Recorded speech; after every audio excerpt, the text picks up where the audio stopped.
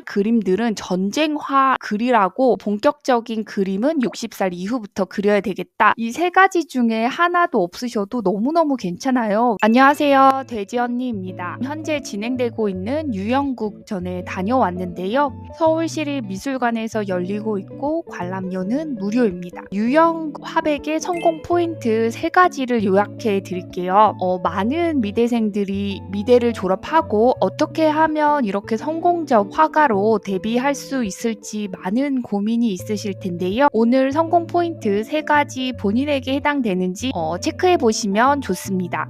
결론 먼저 이야기해 드리면요. 유영국 화백은 추상 미술의 선구자예요. 압도적인 독창성이 있습니다. 그리고 두 번째, 지독한 프로페셔널리즘이 있어요. 하루에 8시간에서 10시간은 반드시 붓을 잡고 그림을 그리셨다고 하네요. 마지막으로 예술을 지키기 위한 경제적 자립을 하셨습니다. 하나하나 이야기를 해드릴게요. 유영국 화백은 한국의 추상 미술의 길을 개척한 선구자인데요. RM이 이분의 그림을 소장한 것이 이슈가 돼서 일반인들에게도 알려지기 시작했어요. 당시에는 한국 화단의 추상화는 그림도 아니라고 외면받기 일쑤였습니다.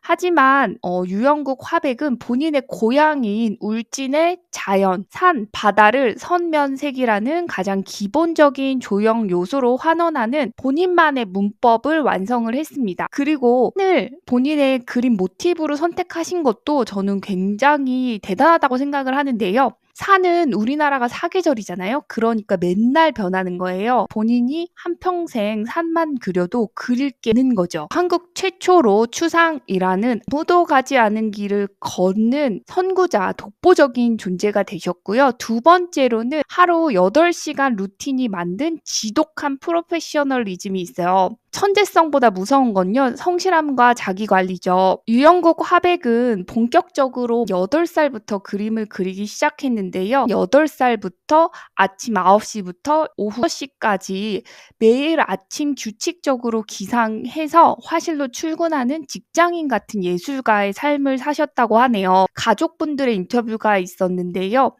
아침 9시부터 오후 6시까지 만약에 일이 생겨서 그림을 못 그렸다면 다음날 더 일찍 일어나서 전날 못 그렸던 그 시간을 벌충하는 시간을 반드시 가졌다고 해요. 그리고 유영국 화백은 서울대 홍대에서 교수직을 하셨는데요. 전업 화가로 사시기 위해서 교수직을 그만두고 그림을 그리시던 와중에 제자분들이 자꾸 찾아오셨다고 해요. 그런데 그 제자분의 방문도 거절할 만큼 오로지 본인이 하고자 하는 그림을 위해서 그 8시간의 일과를 반드시 지켰다고 하네요. 이게 슬럼프나 영감 같은 거를 많이 찾으시거든요. 근데 이런 거장의 성공은 그냥 매일 아침 하는 그 지독한 루틴에서 나왔죠. 돈이 되던 안 되던 그냥 그림을 그리셨다고 하네요. 그게 선구자다 보니까 8살에 그림을 시작해도 어차피 아무도 그림을 사지 않을 텐데 내가 급하게 그릴 필요도 없고 그냥 내 속도대로 가신 거예요. 그리고 이분이 8살에 굉장히 전략적으로 나는 2년에 한 번씩 개인전을 개최하겠다. 그리고 59살에 본격적인 현대화랑의 전시회가 성공이 되면서 8살에 그림을 시작하셨지만 그림이 판매되기 시작한 시점은 19세부터 그림이 본격적으로 판매가 되기 시작했습니다. 그러니까 무명의 시간을 그냥 본인만의 지독한 루틴으로 이겨내신 거죠. 마지막으로 예술을 지키기 위한 경제적 자립이 있는데요. 한국 전쟁 이후에 생계가 어려워지자 양조장 사업, 선박, 업으로 활동을 하셔서 크게 성공을 했어요. 가족을 부양하고 예술에만 전념하실 수 있는 경제적 자립을 먼저 이뤄내신 거예요. 그래서 이분이 본인의 암흑기 10년이라고 이야기를 했는데요. 돈은 굉장히 많이 벌었지만 본인이 정말 원하시는 그림을 그릴 수 없었기 때문에 본인은 암흑기 10년이다 이렇게 이야기를 했어요. 그래서 어느 정도 돈을 벌고서는 8살부터 뒤도 돌아보지 않고 본인의 화실로 돌아가서 전업 작가의 삶을 사셨습니다. 자본에 휘둘리지 않고요. 내가 원하는 그림을 그리려면요. 유영국 화백처럼 현실적인 자립 능력을 갖춰야 됩니다. 한국 전쟁 이후에서 한국 미술 대전의 그림들은 전쟁화 글이라고 지시를 내려줬대요. 근데 유영국 화백은 나는 도저히 전쟁화를 그리지는 못하겠다 해서 그때는 그림을 그리지 않습니다. 그렇기 때문에 힙한 예술가는요, 현실을 도피하는 게 아니라 오히려 그림을 그리지 못하는 10년을 통해서 경제적 자립을 먼저 이뤄내고 그 이후에 본인의 예술관을 지켜낼 수 있게끔 하는 사람이겠죠. 단순히 아름다운 색채에만 감탄할 게 아니라요, 이 분이 그 색채를 만들기 위해서 지켜오신 독창성, 루틴, 그리고 현실적인 영리함을 배워야 됩니다. 이렇게 얘기를 하셨어요. 60살까지 기초에만 매진하고 본격적인 그림은 60살 이후부터 그려야 되겠다. 이렇게 마음을 먹으셨다고 해요. 예술에 헌신한다는 게 보통은 한 2, 3년 하면 되는 거 아니에요? 라고 생각을 하시는데 예술에 헌신을 한다는 게 정말로 일평생 기초만 해도 60살이 넘어가겠구나 라고 생각하셨던 그 남다른 태도에서 감탄이 절로 우러나왔습니다. 어차피 그림이 팔리지가 않을 거를 본인이 알고 있었어요. 뭐 조급하게 그림을 그릴 게 아니고 그냥 내 속도대로 그림을 그린다. 이 당시에 같이 그림을 그리셨던 그 유명하신 화백분들은 프랑스나 뉴욕으로 건너갔어요. 하지만 본인은 한국에서 계속 그림을 그리셨거든요. 이렇게 얘기를 했어요.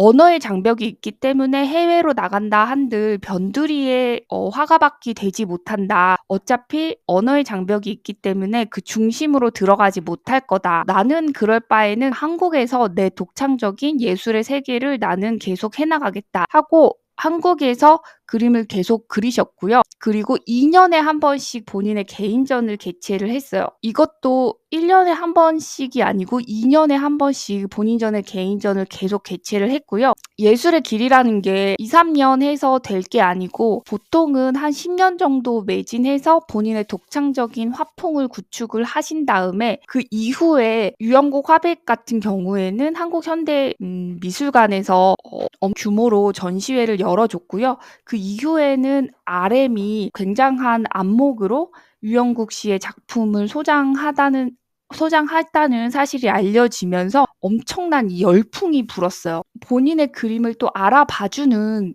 아트 컬렉터를 만나는 것도 또 굉장한 행운이겠죠. 판은 내 앞에 있는 게 아니고 내 안에 있다고 유영국 화백님은 이야기를 하셨는데요. 이거는 심상추상이라고 해요. 그 추상이 심상과 일치가 돼서 어느 정도 독보적인 경지에, 그러니까 본인의 그림에서의 작업에서의 성취가 있었고 그 이후에 유명세가 오는 거죠. 매일매일의 성취, 매일매일의 그 붓질, 개인적인 성취를 이뤄나가는 와중에 남들이 알아줘서 운이 따라줘서 오는 게 성공이다. 그래서 오늘의 예술을 해 나가시는 미대생 분들이 되셨으면 좋겠습니다. 개인적인 이야기를 해드리면 제가 4월, 5월에 너무너무 바쁜 거예요. 그래서 미술관을 가지 못했어요. 또 6월에는 과제전이 있기 때문에 굉장히 바빴는데 이제 종강을 했거든요. 그래서 이제 미술관도 많이 다니면서 성공하신 분들의 전략을 살펴보고 내 그림은 독창성이 있나? 나는 로서의 루틴이 있나? 나는